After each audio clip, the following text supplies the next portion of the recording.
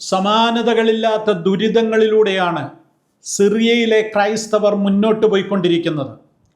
നമ്മുടെ ഹൃദയങ്ങളെ പിടിച്ചുലയ്ക്കുന്ന, മനസാക്ഷിയെ വേദനിപ്പിക്കുന്ന ഒരു പുതിയ വാർത്ത കൂടെ സിറിയയുടെ തെക്കൻ പ്രവിശ്യയായ സ്വൈദയിൽ നിന്ന് കഴിഞ്ഞ ദിവസം പുറത്തേക്ക് വന്നു.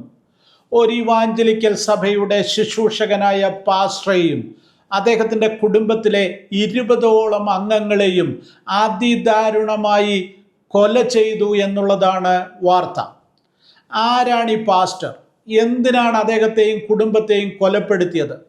സിറിയയിൽ ക്രിസ്ത്യാനികൾക്ക് എന്താണ് സംഭവിക്കുന്നത്? ഈ ചോദ്യങ്ങൾക്ക് ഉത്തരം തേടുമ്പോൾ സിറിയയിലെ സംഘർഷങ്ങളുടെ ആഴവും സങ്കീർണതയും നമുക്ക് ബോധ്യമാകും. ഈ വീഡിയോയിലൂടെ സ്വൈദയിലെ ഈ ദുരന്തത്തെയും അതിന് പിന്നിലുള്ള ചരിത്രത്തെയും സിറിയയുടെ രാഷ്ട്രീയത്തെയും ബാഹ്യ ഇടപെടലുകളെയും ഒക്കെ നമുക്ക് വിശകലനം ചെയ്യാം. വേദനയുടെ ഈ താഴ്വരയിൽ പ്രത്യാശയുടെ ഒരു കിരണം കണ്ടെത്തുവാൻ സാധിക്കുമോ എന്നുള്ളത് ഒരു പ്രധാനപ്പെട്ട ചോദ്യമാണ്. സ്വൈദയിലെ church of Jesus the good shepherd എന്ന ഇവാഞ്ചലിക്കൽ സഭയുടെ ശുശ്രൂഷകനായിരുന്നു പാസ്റ്റർ ഖാലിദ് മസ്ഹർ. ഡ്രൂസ് എന്ന പ്രാദേശിക സമുദായത്തിൽ നിന്ന് ക്രിസ്തുവിശ്വാസത്തിലേക്ക് വന്ന അനുഗ്രഹീതനായ ഒരു സുവിശേഷകനായിരുന്നു അദ്ദേഹം. അദ്ദേഹത്തിൻ്റെ അമ്മ അമീറ, ഭിന്നശേഷിക്കാരനായ അദ്ദേഹത്തിൻ്റെ പിതാവ് ജുദത്ത് ഹസൻ, സഹോദരിമാരായ ജിഹാൻ, അസീൽ, അസ്മ, അസ്ലീൻ്റെ ഭർത്താവ് മർവാൻ അൽ ഹലബി, അവരുടെ മക്കളായ ഫാദി, മുയീൻ, അസ്മയുടെ ഭർത്താവ് യാമൻ അൽ ഖത്തീബ്, അവരുടെ മക്കളായ ഷാഹിദ, സാറ എന്നിവരുൾപ്പെടെ 20 പേരാണ് അതിക്രൂരമായി ഇവിടെ കൊല്ലപ്പെട്ടത്. ഇതൊരു വെറും പ്രാദേശികമായ സംഘർഷമല്ല, മറിച്ച് സിറിയയിലെ ക്രിസ്ത്യാനികൾ കാലങ്ങളായി നേരിടേണ്ടി വരുന്ന അതിക്രൂരമായ പീഡനങ്ങളുടെ സമകാലികമായ ചിത്രമാണ് നമ്മൾ ഈ കൂട്ടക്കൊലയിൽ കാണുന്നത്. മുസ്ലിങ്ങളിലെ 2 വിഭാഗങ്ങൾ തമ്മിൽ, അതായത് സുന്നി ബെദൂയിൻ ഗോത്രവും ഡ്രൂസ് വിഭാഗവും തമ്മിൽ സ്വൈദയിൽ പോരാട്ടം നടന്നുകൊണ്ടിരിക്കുകയാണ്. അവർ തമ്മിലുള്ള സംഘർഷങ്ങൾക്കിടയിലാണ് ഈ ദാരുണമായ സംഭവം ഉണ്ടായിരിക്കുന്നത്. ക്രിസ്ത്യാനികൾ ഈ സംഘർഷത്തിൽ പങ്കാളികളല്ലെങ്കിലും ഒരു ക്രിസ്തീയ പുരോഹിതൻ, ഒരു ക്രിസ്തീയ പാസ്റ്റർ അദ്ദേഹത്തിൻ്റെ കുടുംബത്തെയും എന്ത് ചെയ്തിരിക്കുന്നു? ഈ കൊലയാളികൾ കൂട്ടക്കൊല ചെയ്തിരിക്കുന്നു. സിറിയയിലെ ജുലാനി സർക്കാരിനോട് കൂറുള്ള ഇസ്ലാമിസ്റ്റുകളാണ് ഈ കൂട്ടക്കൊലയ്ക്ക് പിന്നിലെന്ന് കരുതപ്പെടുന്നു. സിറിയയുടെ ഇടക്കാല സർക്കാർ സമാധാനം പുനഃസ്ഥാപിക്കാൻ എന്ന പേരിൽ ഈ പ്രദേശത്ത് സൈന്യത്തെ വിന്യസിച്ചെങ്കിലും സർക്കാർ സേന സാധാരണക്കാർക്കെതിരെ അക്രമങ്ങൾ നടത്തുകയും ഡ്രൂസ് വിഭാഗക്കാർക്ക് എതിരെ പ്രവർത്തിക്കുകയും അവരെ തുരത്തി ഓടിക്കുവാൻ ശ്രമം നടത്തുകയും ചെയ്യുന്നതായി ആരോപണങ്ങളുണ്ട്. അതിനെ തുടർന്ന് ഡ്രൂസ് വിഭാഗക്കാരെ ആക്രമിക്കുന്നതിൽ പ്രതിഷേധിച്ച് ഇസ്രായേൽ സിറിയൻ തലസ്ഥാനമായ ഡമാസ്കസിലേക്ക് വ്യോമാക്രമണവും നടത്തിയിരുന്നു. ഇനി സിറിയയിലെ ക്രിസ്ത്യാനികളുടെ ചരിത്രവും ഇന്നത്തെ അവസ്ഥയും ഒന്ന് പരിശോധിച്ചാൽ സിറിയയെ ക്രിസ്തുമതത്തിൻ്റെ പിള്ളത്തൊട്ടിൽ എന്നാണ് വിശേഷിപ്പിക്കുന്നത്. അപ്പോസ്തലനായ പൗലോസ് ദമാസ്കസിലേക്കുള്ള യാത്രാ വഴിയിൽ വെച്ചാണ് യേശു ക്രിസ്തുവിനെ കണ്ടുമുട്ടുന്നതും ക്രിസ്ത്യാനിയായി മാറുന്നതും. 1-ാം നൂറ്റാണ്ട് മുതൽ ഈ ദമാസ്കസിലും സിറിയയിലും ക്രിസ്ത്യാനികൾ ധാരാളമായി ഉണ്ടായി. നിക്യ കൗൺസിലുകളിൽ പങ്കെടുത്ത ബിഷപ്പുമാരിൽ പലരും സിറിയയിൽ നിന്നുള്ളവരായിരുന്നു. സിറിയയിൽ നിന്ന് 3 മാർപ്പാപ്പമാരും ഉണ്ടായതായി ചരിത്രം വ്യക്തമാക്കുന്നു.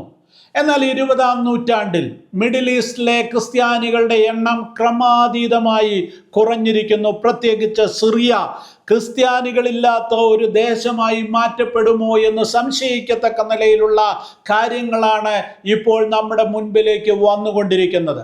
1-ാം ലോക മഹായുദ്ധത്തിന് ശേഷം രാജ്യത്തെ ക്രിസ്ത്യൻ വിരുദ്ധ വികാരം വർദ്ധിച്ചുകൊണ്ടേയിരുന്നു.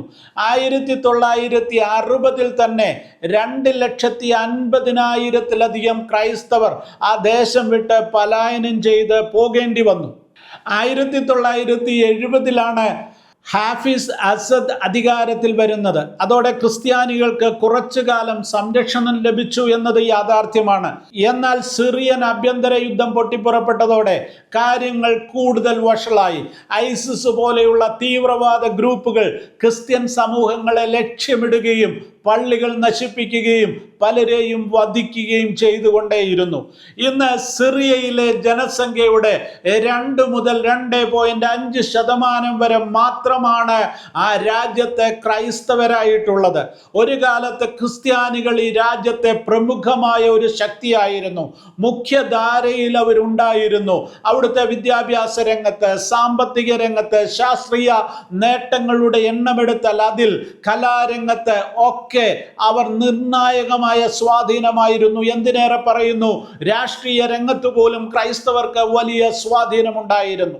എന്നാൽ 2024 ഡിസംബറിൽ ബാഷർ അസദിനെ പുറത്താക്കിക്കൊണ്ട് ഇടക്കാല പ്രസിഡന്റായി അഹമ്മദ് അൽ ഷറ, മുൻപ് ഹയാത്ത് തഹ്രീൻ അൽ ഷാം എന്ന് പറയുന്ന ഒരു തീവ്രവാദ സംഘടനയുടെ നേതാവായിരുന്നു ഇദ്ദേഹം. മാത്രവുമല്ല, അന്ന് അമേരിക്ക $10 മില്യൺ ഇദ്ദേഹത്തിന്റെ തലയ്ക്ക് വിലയിട്ടിരുന്നത്. ആ വ്യക്തിയാണ് ഇപ്പോൾ സിറിയ ഭരിക്കുന്നത്. അദ്ദേഹം അധികാരത്തിൽ വന്ന ശേഷം ക്രിസ്ത്യാനികളും മറ്റ് ന്യൂനപക്ഷങ്ങളും വല്ലാത്ത ഭയത്തിലാണ് അവിടെ ദിവസങ്ങൾ തള്ളി നീക്കുന്നത്. അൽ ഷറ മതസ്വാതന്ത്ര്യം സംരക്ഷിക്കുമെന്നൊക്കെ വാഗ്ദാനം ചെയ്തു. പക്ഷെ അതൊന്നും അവിടെ യാഥാർത്ഥ്യമാകുന്നില്ല. ക്രിസ്ത്യാനികൾക്കും മറ്റ് ന്യൂനപക്ഷങ്ങൾക്കും നേരെയുള്ള പീഡനങ്ങൾ വർദ്ധിച്ചു വരുന്നതായാണ് റിപ്പോർട്ടുകൾ.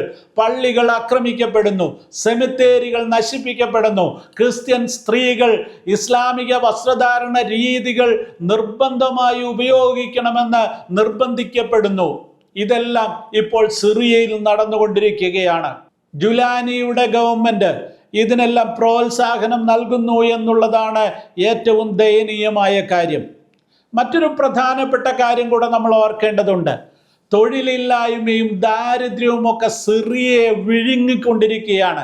90% ജനങ്ങളും ദാരിദ്ര്യരേഖയ്ക്ക് താഴെ വസിക്കുന്ന ഒരു ദേശമായി സിറിയ അധപ്പതിച്ചിരിക്കുന്നു. ഇത് ക്രിസ്ത്യാനികളെയും സാരമായി ബാധിക്കുന്നു എന്നുള്ളതും യാഥാർത്ഥ്യമാണ്. ആയിരക്കണക്കിന് ക്രിസ്ത്യാനികൾ ആ ദേശം വിട്ട് ഓടിപ്പോയിരിക്കുന്നു, പലായനം ചെയ്തിരിക്കുന്നു. ഈ പ്രതിസന്ധികൾക്കിടയിൽ പല ക്രിസ്ത്യാനികളും തങ്ങളുടെ വിശ്വാസത്തിൽ ഉറച്ചു നിൽക്കുകയും തകർന്ന സമൂഹങ്ങളെ പുനർനിർമ്മിക്കുവാനായി തങ്ങളാലാവത് ചെയ്യുകയും ചെയ്യുന്നുണ്ടെന്നുള്ളതും എടുത്ത് പറയേണ്ട കാര്യമാണ്. ഇനി ഇപ്പോഴത്തെ പ്രശ്നങ്ങൾ എന്തൊക്കെയാണെന്ന് നോക്കുമ്പോൾ, ഡ്രൂസ്, ബദൂയിൻ എന്നീ 2 ഗോത്ര വർഗങ്ങൾ തമ്മിലുള്ള സംഘർഷമാണ് പ്രധാനമായിട്ട് അവിടെ നിലനിൽക്കുന്നത്. സ്വൈതയിലെ സംഘർഷത്തെക്കുറിച്ച് മനസ്സിലാക്കാൻ ഈ 2 ഗ്രൂപ്പുകളെ കുറിച്ചും നമ്മൾ ആഴത്തിൽ പഠിക്കേണ്ടതുണ്ട്. ഡ്രൂസ് എന്ന് പറയുന്നത് ഷിയ ഇസ്ലാമിൻ്റെ ഒരു ശാഖയാണ്. ഏകദേശം 1000 വർഷങ്ങൾക്ക് മുൻപ് അത് രൂപപ്പെട്ട് വളർന്നു വന്നതാണ്. അവരുടെ മതപരമായ ആചാരങ്ങൾ എന്തൊക്കെയാണെന്ന് രഹസ്യമായി സൂക്ഷിക്കപ്പെട്ടിരിക്കുന്നു. അപ്പോൾ തന്നെ പുറത്തു നിന്നുള്ള ആളുകൾക്ക് ഈ സമൂഹത്തിലേക്കുള്ള പ്രവേശനവാതിലും അവർ അടച്ചിരിക്കുന്നു. ആർക്കും മതം മാറിപ്പോലും അതിനകത്തേക്ക് പ്രവേശനമില്ല. ലോകമെമ്പാടുമായി 10 ദശലക്ഷത്തോളം ഡ്രൂസുകൾ ഉണ്ടെന്നാണ് കരുതപ്പെടുന്നത്. അതിൽ പകുതിയിലധികം പേരും സിറിയയിലാണ് താമസിക്കുന്നത്. പ്രധാനമായും അവർ കേന്ദ്രീകരിച്ചിരിക്കുന്നത് സ്വൈദ പ്രദേശമാണ്. അവിടെ അവർക്ക് ഭൂരിപക്ഷവുമുണ്ട്. ഇനി ബദൂയിനെ കുറിച്ച് നോക്കിയാൽ, ബദൂയിൻ എന്ന പദം തുറന്ന സ്ഥലത്ത് ജീവിക്കുന്നവർ എന്ന അർത്ഥമാണ്. ഒരു തരം അലഞ്ഞു തിരിഞ്ഞു നടക്കുന്ന ബദുക്കൾ എന്ന പേരിൽ അറിയപ്പെടുന്ന ഒരു ജനവിഭാഗം. അവർ മരുഭൂമിയിൽ കന്നുകാലികളെ മേയിച്ചാണ് ജീവിക്കുന്നത്. 17, 18 നൂറ്റാണ്ടുകളിൽ ഡ്രൂസുകൾ സ്വൈദയിലേക്ക് കുടിയേറുന്നതിന് മുൻപ് തന്നെ ബദൂയിൻ ഗോത്രക്കാർ ഈ പ്രദേശങ്ങളിൽ പാർത്തിരുന്നു എന്നുള്ളതും യാഥാർത്ഥ്യമാണ്. എന്നാൽ ഇപ്പോൾ അവർ ആ ദേശത്തെ ന്യൂനപക്ഷമാണ്. ഇനി ഇവർ തമ്മിലുള്ള ഈ സംഘർഷത്തിന്റെ വേരുകൾ അന്വേഷിച്ചു പോയാൽ നമ്മൾ എത്തുന്നത് പൂർവ്വകാലങ്ങളിൽ ഭൂമിക്ക് വേണ്ടിയും വെള്ളത്തിനു വേണ്ടിയും മേച്ചിൽപ്പുറങ്ങൾക്ക് വേണ്ടിയുമൊക്കെ ഇടയന്മാരും ഡ്രൂസ് കർഷകരും തമ്മിലുള്ള പോരാട്ടങ്ങൾ നടന്നിരുന്നു എന്ന് ചരിത്രത്തിൽ നിന്ന് മനസ്സിലാക്കുവാൻ സാധിക്കും. എന്നാൽ അതിലൊന്നും മതപരമായ വ്യത്യാസമില്ലായിരുന്നു. കാരണം ഈ 2 വിഭാഗങ്ങളും ഒരേ മതത്തിന്റെ 2 വിഭാഗങ്ങൾ എന്നുള്ളതേ ഉണ്ടായിരുന്നുള്ളൂ. എന്നാൽ സമീപകാലത്തെ അക്രമ അക്രമങ്ങളുടെ ഒരു തരംഗം തന്നെ സൃഷ്ടിക്കപ്പെട്ടിരിക്കുന്നത് 2025 ജൂലൈ 11 നടന്ന ഒരു സംഭവത്തോടെയാണ്. ആ സംഭവം ഇപ്രകാരമാണ്: ബദൂയിൻ വംശജരായ തോക്കുധാരികൾ ഒരു ഡ്രൂസ് വംശജനായ പച്ചക്കറി കച്ചവടക്കാരന്റെ കട ആക്രമിക്കുകയും കൊള്ളയടിക്കുകയും അയാളെ മർദ്ദിക്കുകയും ഒക്കെ ചെയ്തു. ഇതേ തുടർന്നാണ് ഇരു വിഭാഗങ്ങൾ തമ്മിൽ പരസ്പരം പോരാടുവാൻ തുടങ്ങിയത്, ആക്രമിക്കുവാൻ തുടങ്ങിയത്. ഈ സംഘർഷത്തിലേക്ക് ബദൂയിൻ വിഭാഗങ്ങളെ സഹായിക്കുവാനായി ജുലാനിയുടെ സൈന്യം മുന്നോട്ട് വന്നു എന്നുള്ളതാണ് ഏറ്റവും ഈ വിഷയത്തെ കൂടുതൽ കുഴച്ചുമറിച്ചത്. അതോടൊപ്പം തന്നെ സിറിയൻ സൈന്യത്തിൻ്റെ സഹായം ഈ ബദൂയിൻ വംശജർക്ക് ലഭിച്ചതോടുകൂടെ ഇസ്രായേൽ വിഷയത്തിലേക്ക് കടന്നു വരികയാണ്. ഇസ്രായേലിനെ സംബന്ധിച്ചിടത്തോളം സിറിയയെ അസ്ഥിരപ്പെടുത്തുക, പല കഷ്ണങ്ങളാക്കി ചിതറിക്കുക എന്നൊക്കെയുള്ള ലക്ഷ്യങ്ങൾ അവർക്കുണ്ട് എന്ന് കരുതേണ്ടിയിരിക്കുന്നു.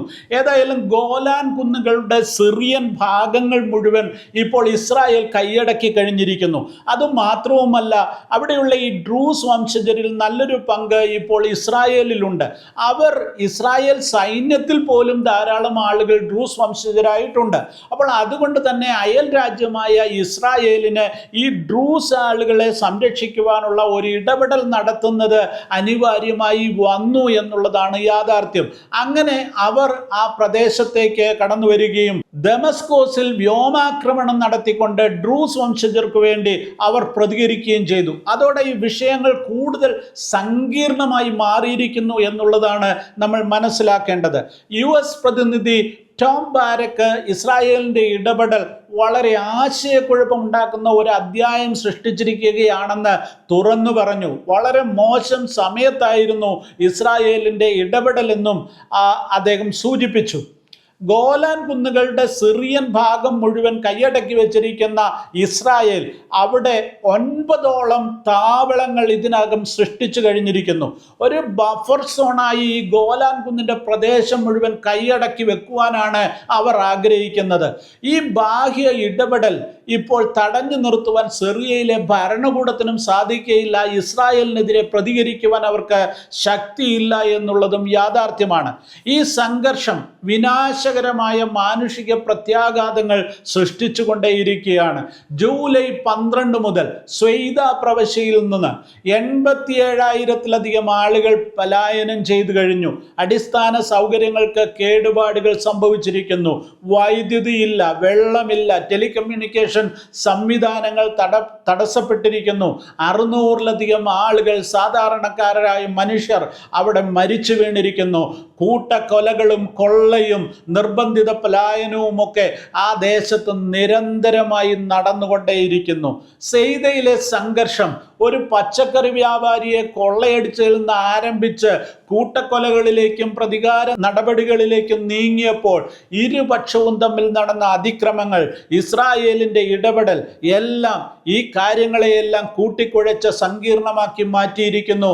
അസമാധാനം അവിടെ കൊടികുത്തി വാഴുന്നു. സിറിയ ദുരിതപൂർണമായ അവസ്ഥയിലൂടെ കടന്നു പോകുന്നു. ഇതിനിടയിൽ വളരെ ചെറിയൊരു വിഭാഗമായ ക്രിസ്ത്യാനികൾ അതിതീവ്രമായ വേദനകളിലൂടെ കടന്നു പോകുന്നു. ക്രിസ്ത്യാനിത്വം പിച്ചവെച്ച് വളർന്ന സിറിയയിലെ ഈ സംഘർഷം നമുക്കും ആഴത്തിലുള്ള വേദന സമ്മാനിക്കുന്നു. അക്രമങ്ങൾ എത്രയും വേഗം അവസാനിക്കട്ടെ. ക്രിസ്ത്യാനിത്വത്തിൻ്റെ ആരംഭ സ്ഥലങ്ങളിലൊന്നായ സിറിയയിലെ സാധാരണക്കാരായ ക്രൈസ്തവർക്ക് സ്വസ്ഥതയും സമാധാനത്തോടും കൂടെ അവിടെ ജീവിക്കുവാനുള്ള സാഹചര്യങ്ങൾ ഉണ്ടാകട്ടെ എന്ന് പ്രാർത്ഥിച്ചുകൊണ്ട് ഞാൻ എൻ്റെ വാക്കുകൾ അവസാനിപ്പിക്കും.